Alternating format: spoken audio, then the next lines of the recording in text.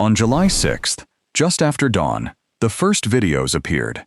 Grainy drone footage over the Sea of Azov, a tanker in the crosshairs, then another, then a cargo ship. Within 20 days, Ukrainian drones had struck 176 vessels of Russia's shadow fleet.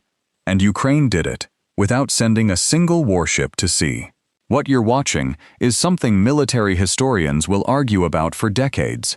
A country with almost no navy, putting an entire peninsula under siege. This is the story of how Ukraine blockaded Crimea, why Russia just closed its own most important strait with no reopening date, and why the lights are going out from Sevastopol to Kerch. Let's start with the operation itself, because even its name is a threat. On July 6th, Ukraine's Unmanned Systems Forces and the SBU launched a joint campaign called Operation MoLoChKa. It sounds harmless, little milk in Russian. It isn't. The name is an acronym. It stands for Moscow will fall because of Crimea. The man running it is Robert Brovdy, call sign Magyar, the commander who built Ukraine's drone forces from a single FPV unit into a separate branch of the military. And on that first morning, his units posted the opening entries of a very long ledger. The tanker Captain Barman and the vessel Sonar 3 both hit at anchor in the Sea of Azov. To understand why those targets matter, you need to understand what the shadow fleet actually is. Since the invasion began, Russia has assembled hundreds of aging tankers and cargo ships, sailing under foreign flags, with murky ownership and often no real insurance, to move sanctioned oil to buyers around the world.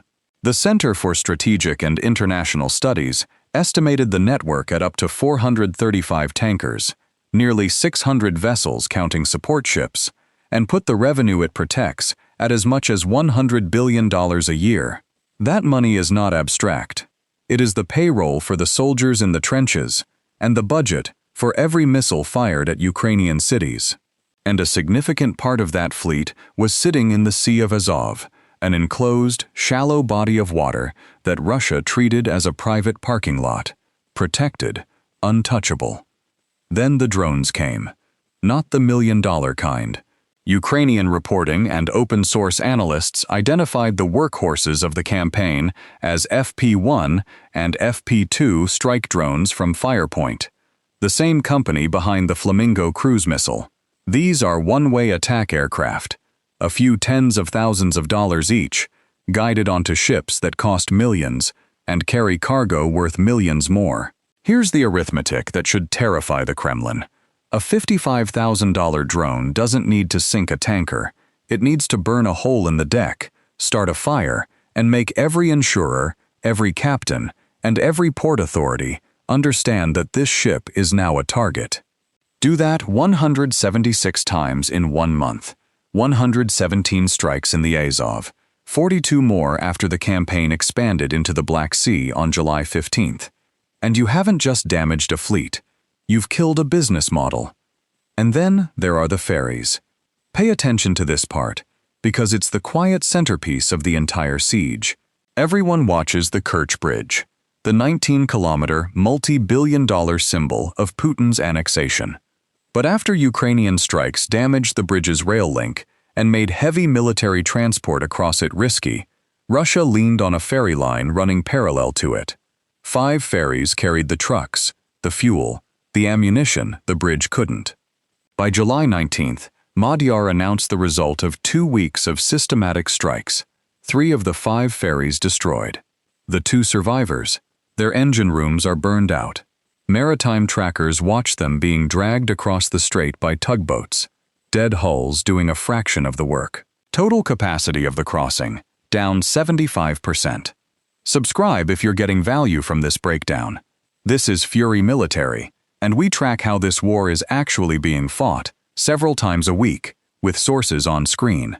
Now here's the twist that turns a raid campaign into a blockade. On July 11th, 5 days into the operation, Russia itself suspended civilian traffic through the Don Azov shipping canal, the waterway that feeds its river fleet into the Azov. Shortly after, Moscow closed the Kerch Strait to its own shipping. No reopening date announced. Think about what that means.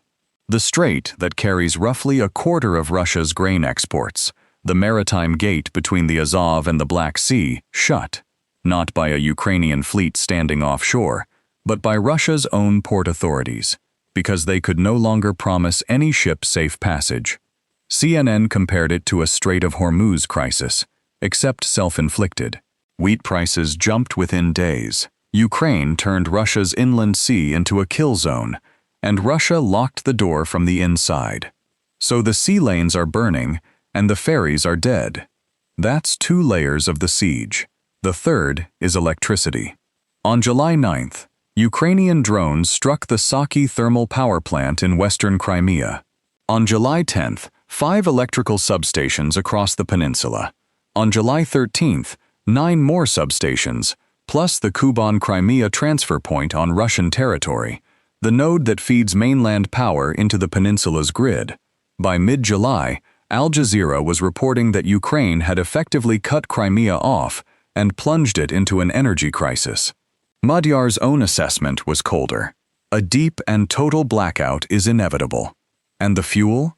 Crimea's occupation authorities declared a state of emergency and restricted fuel sales back in June, when Ukraine's long-range campaign against Russian refineries first strangled supply. By July, this wasn't a Crimean problem anymore. Fuel restrictions had spread across most Russian regions, measures affecting roughly 50 million people, about a third of Russia's population. On the peninsula itself, Radio Free Europe summed up daily life in one headline: no gas, no lights, no communications, no tourists. Sergei Aksyonov, the Kremlin-installed head of Crimea, took to Telegram to reassure residents that the authorities were taking steps. The steps, so far, have been rationing.